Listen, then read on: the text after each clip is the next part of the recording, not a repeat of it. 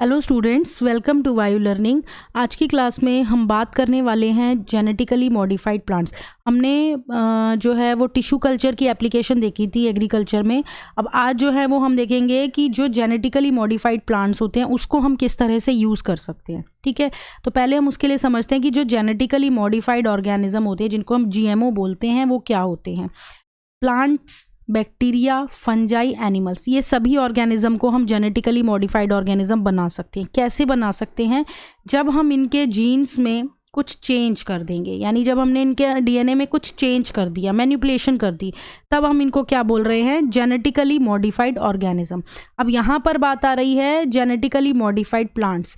जब genetically modified plants हमारे पास आते हैं तो हम उनको बहुत तरह से यूज़ करते हैं। जैसे कि पहला जो यूज़ है वो क्या है कि हम क्या कर सकते हैं, जेनेटिकली मॉडिफाइड प्लांट से हम क्रॉप्स को टॉलरेंट बना सकते हैं अबायोटिक स्ट्रेस में। यानी हमारे पास एक ऐसा प्लांट है जो हार्श कंडीशन है, मान लो कोल्ड कंडीशन है बहुत ज़्यादा, ठीक है, उसमें वो सर्वाइव नहीं कर पाता। हमने क्या किया, उसके अंदर उसके डीएनए में चेंज कर दिया। ठीक है, क्या चेंज किया हमने? उसको उस कंडीशन में, कोल्ड कंडीशन में रेजिस्टेंट बनाना है, तो हमने उसके अंदर चेंज कर दिया। अब क्या होगा, उस कोल्ड कंडीशन का उसके ऊपर कोई भी असर नहीं होगा।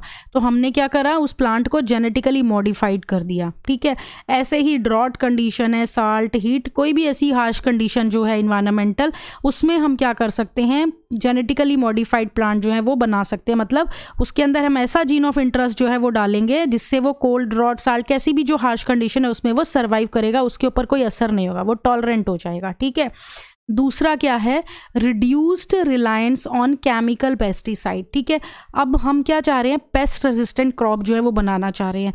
तो जो पेस्ट रेजिस्टेंट क्रॉप है वो हम कैसे बनाएंगे? हम उस प्लांट के अंदर ही ऐसा जो है जीन डाल देंगे जिससे अब उसके ऊपर उस पेस्ट का जब अटैक होगा तो उसके ऊपर कोई असर ही नहीं होगा। ये हम पेस्ट रेजिस्टेंट क्रॉप जो है ये हम आगे पढ़ेंगे नेक्स्ट क्लास में। ठीक है, तो हम क्या कर सकते हैं, केमिकल पेस्टिसाइड का यूज़ जो है वो कम से कम हो जाएगा और हम डायरेक्ट प्लांट को ही ऐसा बना देंगे कि वो क्रॉप जो पेस्ट है उसमें रेजिस्ट कर जाए, उसको कोई असर ना हो।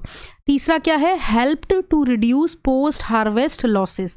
यानी हमारे पास कोई क्रॉप है, हमने उसको काट लिया, अभी क्या है, उसको मार्केट में भेजने में थोड़ा समय लग रहा है, तो हो सकता है वो ख़राब हो जाए, मार्केट तक पहुँचने थोड़ी बहुत तो ख़राब होने से लगती है या थोड़ी फ्रेश ना हो उतनी। हम क्या चाह रहे हैं कि हम उसको काट ले और अगर हमें थोड़ा टाइम लग रहा है बेचने में तो हम उसको ऐसा करें कि वो मार्केट तक भी जाए तब भी वो फ्रेश रहे, बिल्कुल ख़राब ना हो। तो उसके लिए हम क्या कर सकते हैं, हम अपनी क्रॉप जो है उसके अंदर वैसा जीन ऑफ इंटरेस्ट डाल देंगे जिससे हम उसको काटने के बाद अगर टाइम लग रहा है उसको मार्केट में भेजने में तब भी वो अच्छे से एकदम फ्रेश रहे और मार्केट तक पहुंचते पहुंचते बिल्कुल फ्रेश रहे, बिल्कुल भी वो खराब ना हो। तो हम पोस्ट हार्वेस्ट लॉसेस जो हैं वो रिड्यूस कर सकते हैं। चौथा क्या है, increased efficiency of mineral usage by plant. देखो, सॉइल के अंदर मिनरल्स हैं, अब वो प्लांट को भी चाहिए और सॉइल को अपनी फर्टिलिटी मेंटेन करने के लिए भी चाहिए। अब एक प्लांट अगर पूरा मिनरल खुद ही ले लेगा तो सॉइल की फर्टिलिटी कैसे मेंटेन होगी? तो हम क्या करेंगे, जो प्लांट्स हैं उनकी मिनरल एफिशिएंसी जो है वो बढ़ा देंगे। उससे क्या होगा कि प्लांट जो है वो थोड़े ही अमाउंट में मिनरल खुद भी ले लेगा और बाकी सॉइल के अंदर भी रहेगा, जिससे सॉइल की फर्टिलिटी मेंटेन रहेगी। तो ये सब हम जेनेटिकली मॉडिफिकेशन से कर सकते हैं। आखिर में क्या है, enhanced nutritional value of food. जैसे कि हमारे पास गोल्डन राइस जिसको हम बोलते हैं, और गोल्डन राइस, क्योंकि नॉर्मल राइस जो होता है उसके अंदर विटामिन ए नहीं होता, लेकिन हम क्या करते हैं, उसके अंदर विटामिन ए डाल देते हैं जिससे क्या, उसकी न्यूट्रिशनल वैल्यू राइस की बढ़ रही है, जिसको हम क्या बोल रहे हैं, गोल्डन राइस बोल रहे हैं। तो ये चीज़ हम कर सकते हैं, न्यूट्रिशनल वैल्यू फूड की हम बढ़ा सकते हैं। In addition to these usages, ये सारे यूजेस तो हैं ही जेनेटिकली मॉडिफाइड प्लांट्स से। इसके साथ में क्या है कि जो जेनेटिक मॉडिफिकेशन है वो क्या करता है, टेलर मेड प्लांट्स बनाता है। टेलर मेड प्लांट जो अपने एक स्पेसिफिक पर्पस के लिए काम करते हैं, जैसे कि इंडस्ट्रीज़ में बहुत अलग अलग तरीके के रिसोर्सेज जो है वो सप्लाई करने, तो ये टेलर मेड प्लांट्स कर सकते हैं। किस फॉर्म में? स्टार्च की फॉर्म में कर सकते हैं, फ्यूल्स की फॉर्म में, फार्मास्यूटिकल्स, इन सब की फॉर्म में कर सकते हैं। तो ये भी फ़ायदा जो है वो जेनेटिक मॉडिफिकेशन से हमें मिलता है। अब नेक्स्ट हम चलते हैं बीटी टॉक्सिन के बारे में बात करते हैं। अब देखो, बीटी टॉक्सिन क्या होता है। एक बैक्टीरिया है जिसका नाम है क्या, बैसिलस थुरिनजेनेसिस।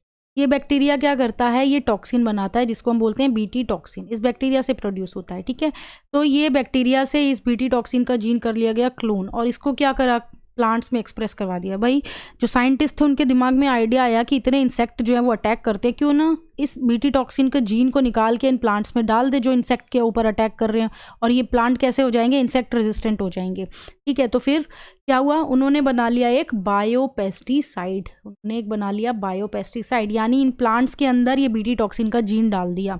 और ये बायोपेस्टिसाइड जो है, यानी ऐसे हमने कौन कौन से प्लांट्स जो हैं वो बनाए, BT cotton, BT corn, BT rice, tomato, potato और सोयाबीन। इन सब के अंदर हमने क्या किया, ये जीन डाल दिया इस बैक्टीरिया से निकाल कर।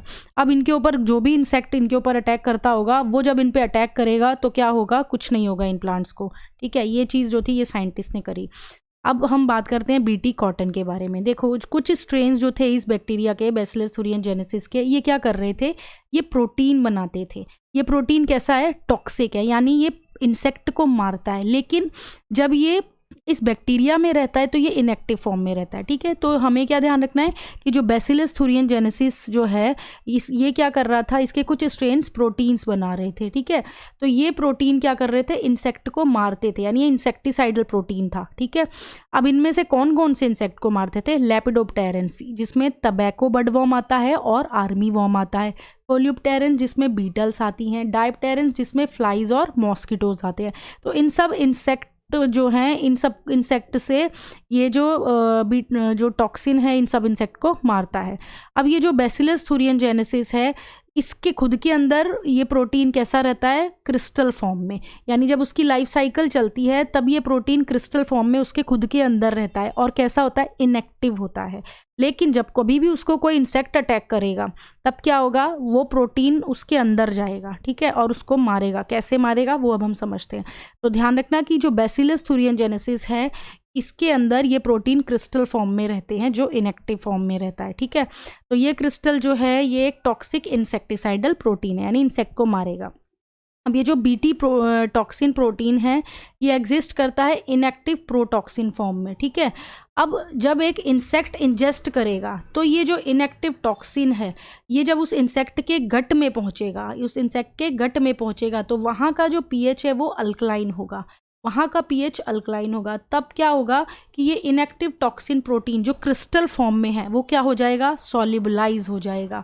अब जब वो सॉल्युबलाइज होगा, प्रोटीन के क्रिस्टल सॉल्युबलाइज होंगे तो वो किस में कन्वर्ट हो जाएंगे, एक्टिवेटेड टॉक्सिन में कन्वर्ट हो जाएंगे, और वो बाइंड कर जाएगा surface of mid gut epithelial cell से उस इंसेक्ट के। ठीक है, और क्या क्रिएट करेगा, पोर्स क्रिएट करेगा, सेल में स्वेलिंग करेगा और लाइसिस करेगा, और फिर वो उस इंसेक्ट की हो जाएगी डेथ।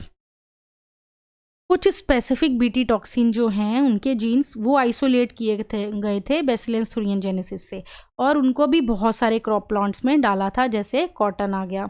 अब ये जो जीन्स की जो चॉइस है वो किसके ऊपर डिपेंड करती है, क्रॉप कैसी है और कौन सा जो पेस्ट है उसको जो अटैक करता है उस क्रॉप के ऊपर। ठीक है, अब ज़्यादातर जो बीटी टॉक्सिन जो हैं ये कैसे होते हैं, इंसेक्ट ग्रुप स्पेसिफिक होते हैं।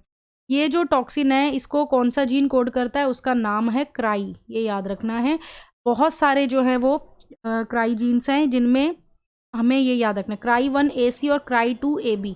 ये किसको कंट्रोल करता है, ये कॉटन बॉलवॉर्म्स को कंट्रोल करता है, क्राई 1AC और क्राई 2AB। क्राई 1AB जो है ये कॉर्न बोरर को कंट्रोल करता है। तो ये था आज की क्लास में, जिसमें हमने देखा कि कैसे जो हैं वो जेनेटिकली मॉडिफाइड प्लांट्स जो हैं वो कैसे यूज़फुल हैं, और बीटी टॉक्सिन के बारे में हमने आज बात करी। नेक्स्ट क्लास में हम पढ़ेंगे पेस्ट रेजिस्टेंट प्लांट्स।